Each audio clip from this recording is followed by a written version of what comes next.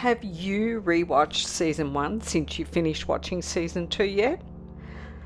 I was so excited that my friend Cathy, who has not read the books, immediately wanted to go back and start season 1 all over again and watch everything right through. She saw so many things that she couldn't even begin to take in the first 2 times. I guess the show is as rewatchable as the books are rereadable. Join me as Cathy tells us how she found her rewatch, and will you just look at the food? So I made honey cakes. So book readers know that honey cakes were a really big part of life in the Two Rivers, and Cathy made some great travel food, an absolutely amazing bread filled with all kinds of yummy olives, tomatoes, peppers. And I did my best to make a little Aes Sedai symbols with poppy seeds on the top of our honey cakes. If you know, you know. Yes, that was the teapot.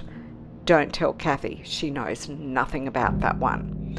Okay, let's get in and see what she thought about it all.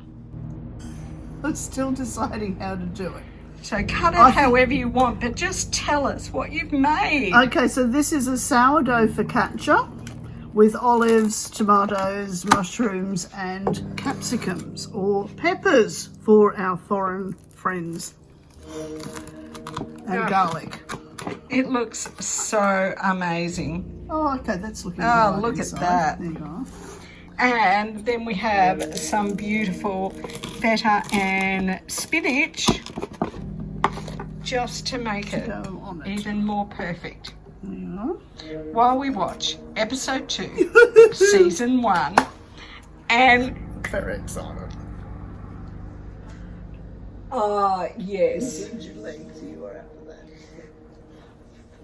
Was that Hopper? Well, I don't know. I was just going to ask you, was that Hopper? I'm going to guess it probably was, but I don't know. I hope it was Hopper. I like to think it was Hopper. Yes. Yeah. From the books, we do know the names of some of the other wolves. Oh, okay. Yeah. But Perrin and Hopper were friends. Real life behind the scenes story is that Perrin actually bonded to that wolf that plays Hopper. In order to be able to act with that wolf, he spent hours walking with that dog every day. Wow. And they formed quite a bond together, which was like... which must have made it really hard doing the last scenes with little Hopper. Yeah. I still haven't really recovered from Hopper. Nobody recovers from Hopper. No, nobody recovers from Hopper. I know. It was a really hard one for me not to give away. Yeah. So, and probably that whole Hopper situation is a really good example of why I say to you things about I don't want to give you any spoilers. Yeah. Because there are certain things that, it might spoil a bit and it wouldn't matter too much, but, you really wouldn't want to know something like that in advance accidentally. Oh, absolutely. Yeah. So that was really hard watching those episodes where we meet Hopper and he finds it, and and me just, and you're like, oh, Hopper and me, oh, Hopper, and thinking, oh, it's gonna be so coming to the rescue. I know. Oh, I know. That was killing me when we were watching that, and you're like, yeah, come on, Hopper, and I'm like, yeah, very much so. Well, we have just rewatched season 1, episodes 1 and 2, and a couple of origins and a few behind the scenes. So we've had rather a nice little day of it, and scrumptious food. I think we both did pretty well. Those honey cakes were really good. I made honey cakes, and they were a new recipe that I haven't tried before, so I was really pleased that they worked out. Really good. And Cathy made the most divine focaccia bread, so so we're feeling really well fed. We've had herbal teas, we've had regular teas, so It's been good. we have been making a pretty good day of it. Yeah. All right, so Cathy, we're not going to do like the questions Yeah. from before, because this is actually your third time watching, Yeah. and there's been quite a chunk of time in between each. But how was it, as just an overall thing now, watching these first 2 episodes with the knowledge of season 2? Yeah. Oh, I mean, I was really excited about this. I've been looking forward to today, but it was even better than I thought it would be, with just so many little nuances that I noticed that just passed me by completely before, even when we rewatched the whole season after having seen it all. And I'm constantly amazed at the people who put this stuff together, the writers and everything else, and the actors, and I mean how they kind of put all this detail into a gesture or a facial expression. Like when Rand looked at Egwene with such like love's young dream, it was just, I did nearly cry. We both did nearly cry, didn't we?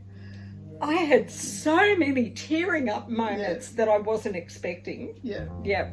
But I'm going to put that image of Rand's face that you're talking about into the video, Right. because it was a moment we were both like, the innocence of Rand at the beginning of the story is I'm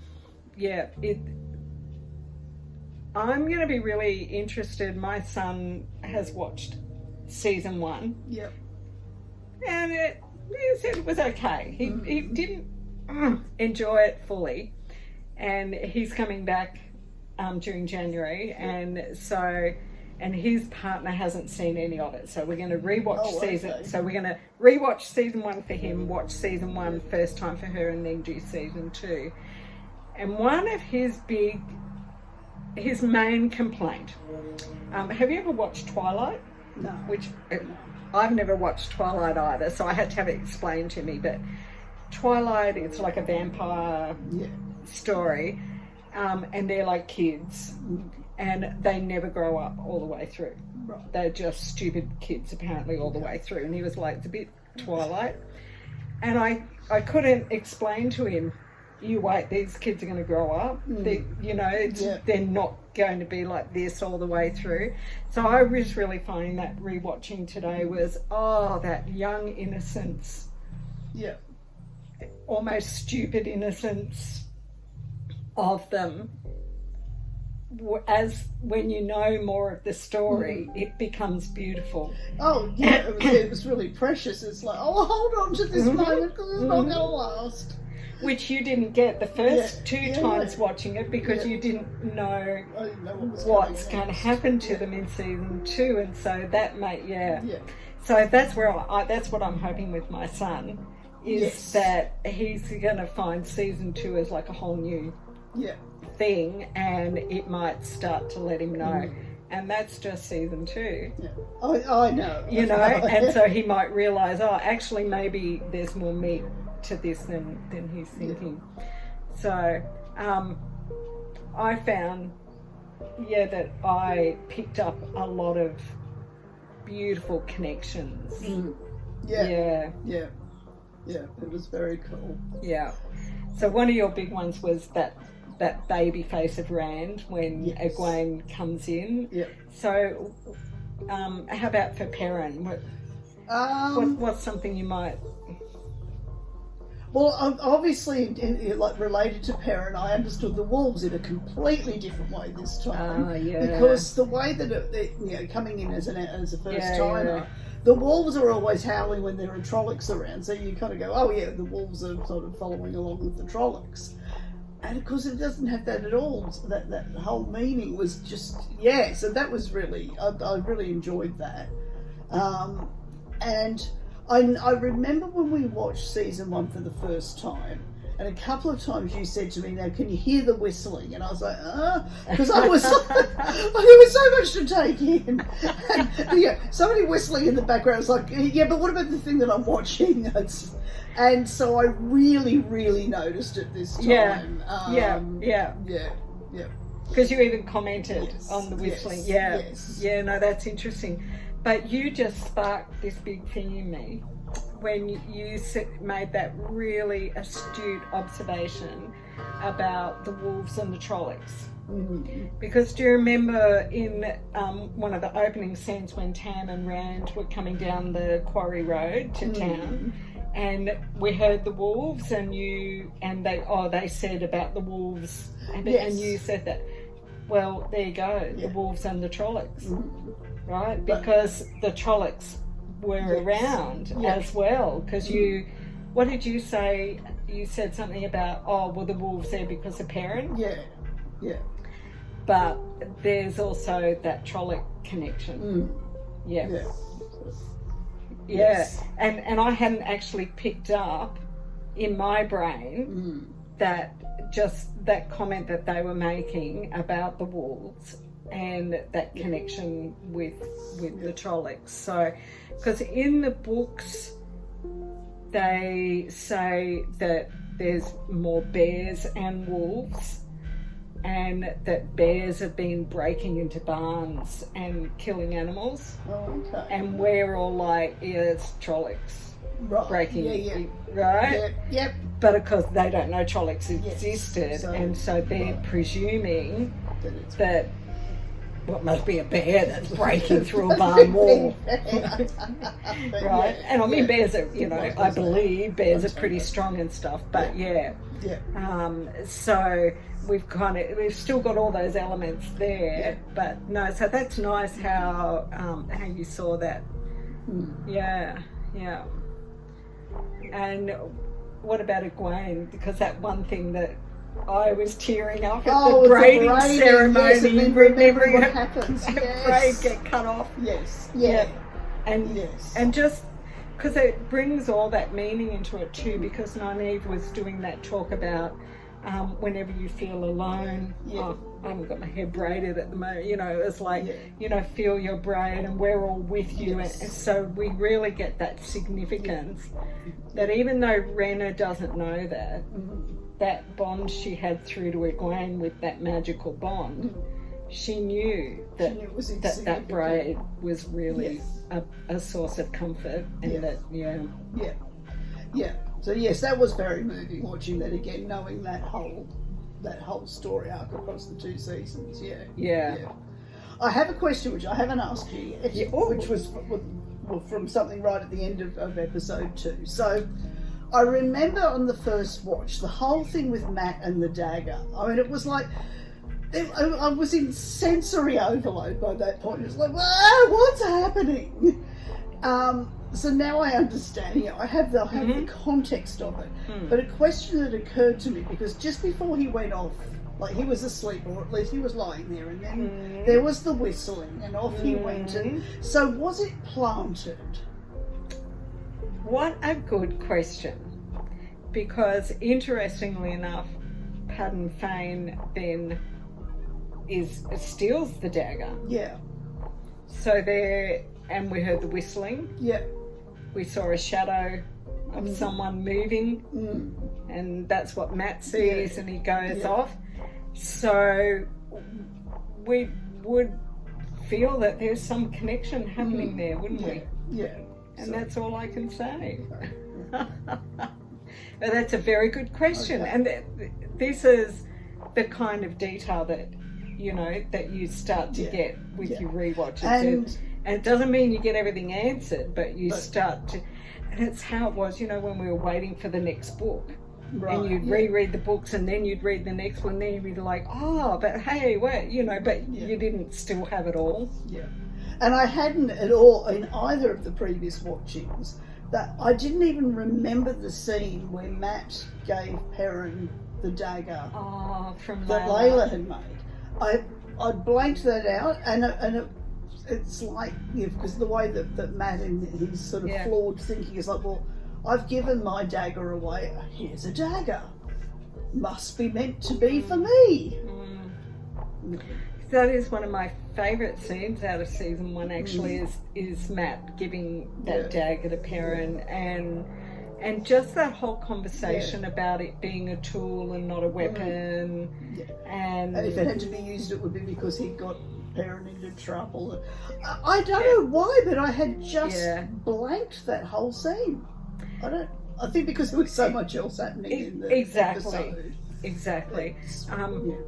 And there was no context for the relevance of it to you at the time of watching it. Yeah. And even your first rewatch. So, I mean, I could go back in my diary and work it out, but it was at least 6-8 months, I think. I honestly can't remember, but it was a while. Between you finishing watching, because it took a while to watch season 1 because the life right? Happened.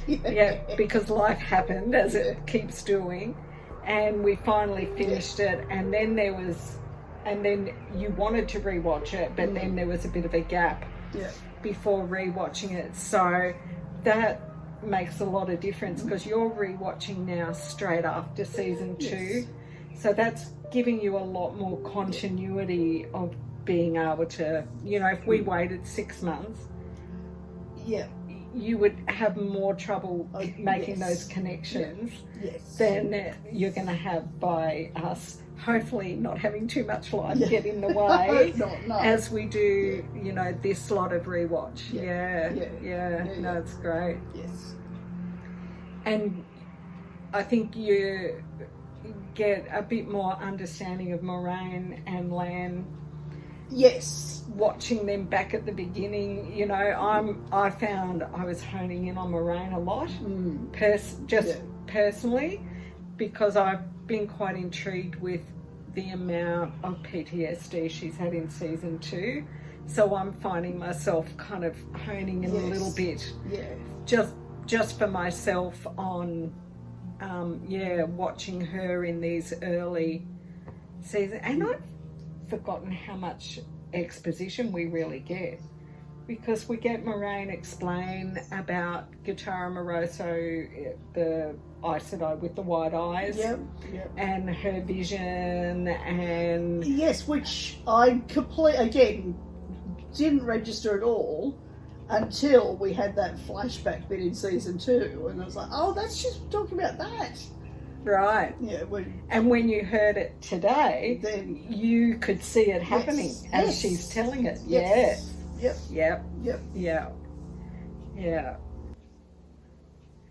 And Rand, such a baby. I know, and he looks so young and innocent.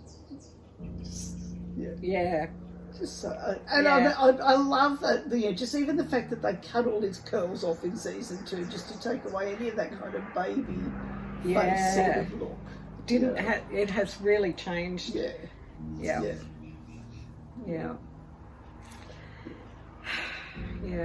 I still stand by my statement that it needs all 5 of them to make a complete dragon.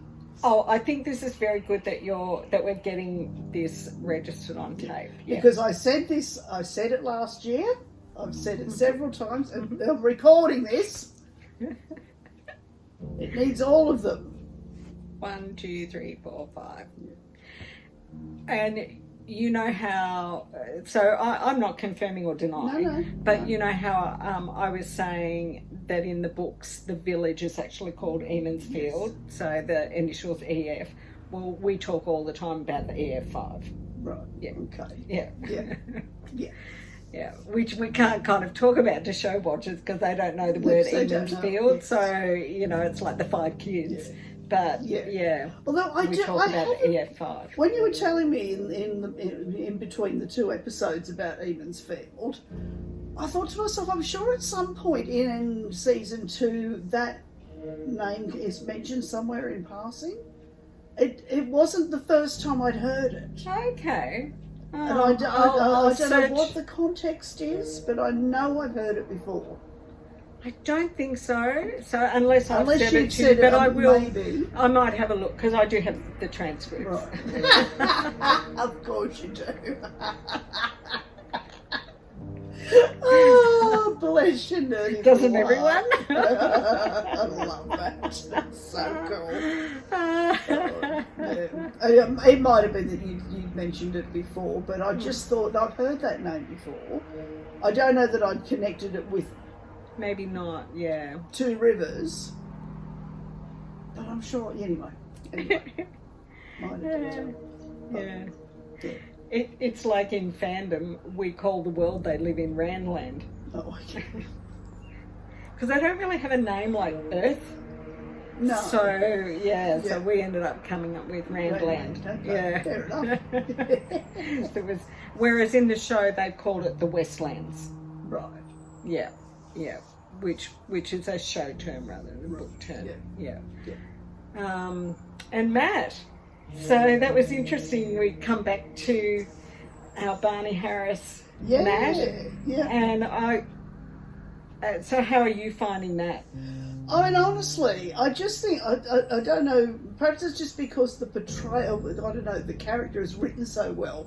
It's not bothering me at all that he has two different faces, and they have some similarities, and I think the new Matt, what was his name? Donald Finn. Mm-hmm.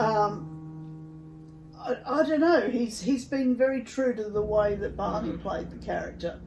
So yeah, usually in any season, any show where they suddenly change one of the characters is really annoying. But no, it's just such a strong. I'm so invested in the character, and now that I know, I can relax and know that it's it doesn't all go terribly, terribly wrong as it so easily could. I mean, it might in the future, but at least at this point it hasn't. But it made that scene with his mum even more heart-wrenching again. And what it said to me was that he had this long history of being told, you're going to go to the bad. So when his life. When more people who seem to know things are reinforcing that, he's already primed to believe it and buy into it. And absolutely. Like, poor love. Absolutely. Yeah. Something really interesting with Donald Finn taking that role, he has never watched season 1. And he did not watch it when he got the role because he did not want to. He decided he didn't want to try to like mimic Barney he immersed himself in the character, and it would be amazing to have a conversation with him as a pretty big Matt fan, to explain to him like you just seamlessly took that role on, and how well he did that because I mean, it says a lot for how well the character's written and how good the direction is that it happened that seamlessly. Absolutely, it was really so good. Absolutely, Yeah, no, it's made it a joy to watch because it makes the jokes that he has as Matt about Rand's hair even better because Rand does look quite different. Yes, with his hair like that, and so it's like Matt looks quite different, but he doesn't look different enough that it's like that it's a shock. It's almost like Rand could be another actor. Yeah, well, because he looks. They've made such a difference in his general hair is looks. different. He doesn't give that innocent smile again. No. He looks gaunt and serious, and he's the man, not a young man, not a baby. Boy. You don't want to take him on the head. He's someone to be taken seriously. And that's almost how the Matt transformation feels. It almost just feels like he's moved into this whole other dark area rather than they got a new actor. So so it's pretty brilliant. Anything else that you noticed? Well, we had the whole conversation about what's a Targaryen? Yes, because it was like mentioned, but not explained. And not explained at all. So Yeah. that was really helpful to have you explain that too. Yeah. Thank you. We kind of thought it might get explained this season, or this season, last season, season 2, since it didn't really get explained. But no, it hasn't yet. Yeah. That's all right. That's all right. They'll work it out, I guess, and either people will understand it or not. Yeah, I don't know. For me, I found that's having your explanation adds a lot to my understanding of, or the things I'm thinking could happen with the characters and the importance of the characters. And it's not just that one of the 4 of them is the dragon reborn. All of them. Reborn, but anyway. I don't put money on this anyway. But it's that this world is super messed up. The pattern is so messed up. If you need to have 4 or possibly 5 of them to fix the pattern, it's really messed up. Or it's going to get really super messed up. When the world broke, they didn't have 4 Targaryen, then no, they did not. So presumably this time around it's going to be worse. No, that's right. Anyway, you're found that totally really right. helpful, really helpful to understand that. And I think it was good that we're able to do a couple of the origins again too, because that's helped just get that extra world building on how long ago the world broke, what happened to make that happen, because we have seen parts of that in season 1 and 2, but we haven't, we thought in season 1, and that was deliberate, that Ishamael was the Dark One. Yes.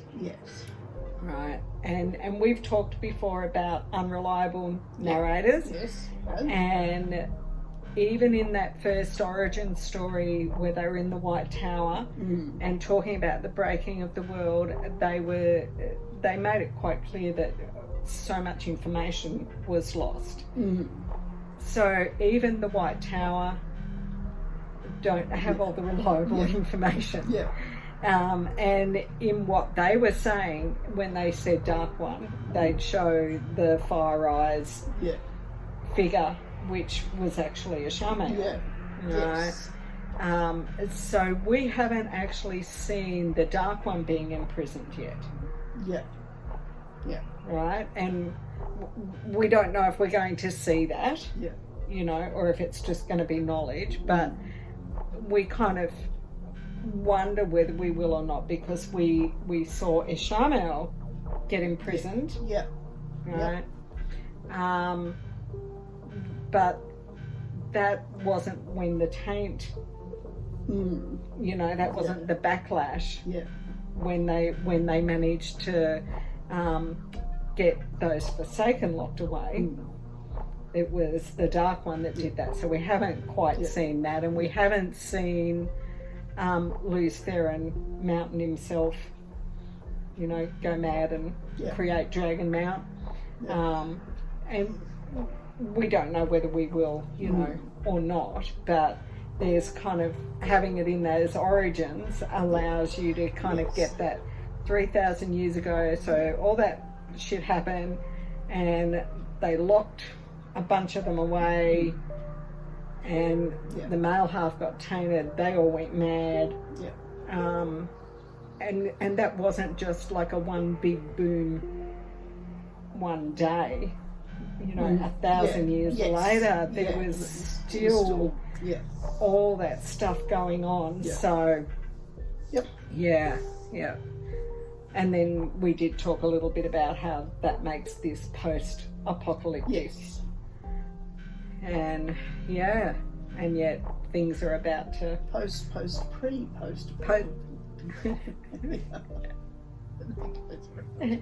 There are no beginnings or endings. Exactly. Yeah. Yeah. All right. Anything else that I don't think comes to so. mind? I don't think so. I think that covers fairly well everything that was. Yep. That I remember jumping out at us while we were watching. So. Yeah. Yeah. Yep. So hopefully next time you come, we can do 3 and 4. Yes. Yep. Absolutely. Yep. Because I think you're at the stage now where 1 episode's not quite enough. No. Correct. No. 2 is good. 2 is nice. Yeah. 2 is Because good. 2 is like a big chunk. Yeah. So we'll make a date for that. Yep. And I can't wait to watch the next ones with you. Excellent. Cool. All right. Yay.